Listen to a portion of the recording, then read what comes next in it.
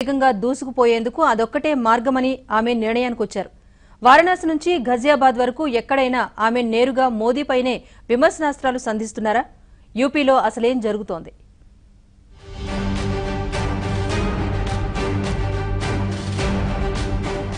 యూపీలో కొన్ని స్థానాలైనా గెలిచి తీరుతామన్న కాంగ్రెస్.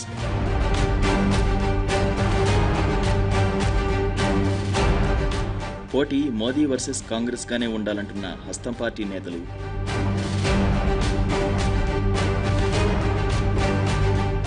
తన ప్రసంగాల్లో ఎక్కువ సమయం మోదీపైనే ఎక్కుపెడుతున్న ప్రియాంక.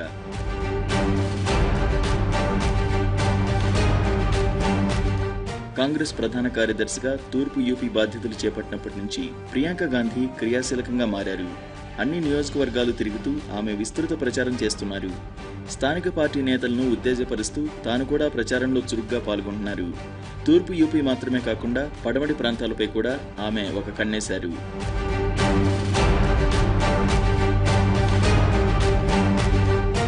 రాహుల్ గాంధీ వయనాడ్లో నామినేషన్ వేస్తున్న సందర్భంగా అక్కడకు వెళ్లిన ప్రియాంక ఎక్కడా అలసట కనిపించనివ్వకుండా మరుసటి రోజే ఘజియాబాద్ వచ్చారు.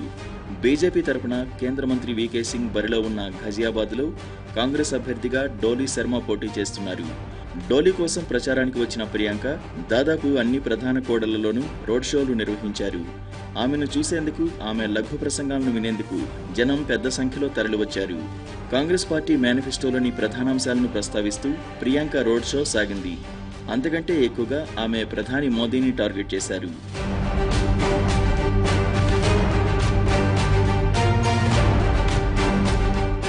ఐదేళ్ల పాలనలో దేశ ప్రజలకు ఒరిగిందేమిటో మోదీ చెప్పాలని ప్రియాంక ప్రశ్నిస్తున్నారు. మోదీ పాలనలో దేశ ప్రజలకు నష్టమే కానీ లాభం జరిగిందేమీ లేదని ప్రియాంక విశ్లేషిస్తున్నారు.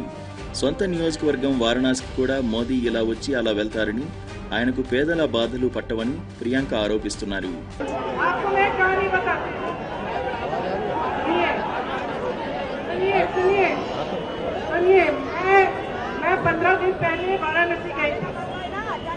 और इनका प्रचार इतना अच्छा है।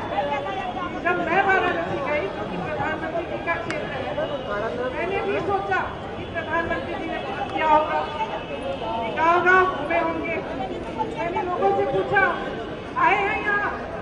मुझे बताया क्या आते तो हैं। मैंने कहा आते, गाँव-गाँव जाते हैं, मिलते हैं आपसे? मुझे बताया क्या आते तो हैं दीदी, लेकिन भाषण देके चले जाते हैं।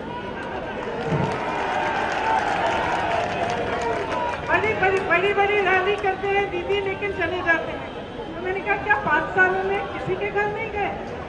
और मुझे ताज्जुब हुआ।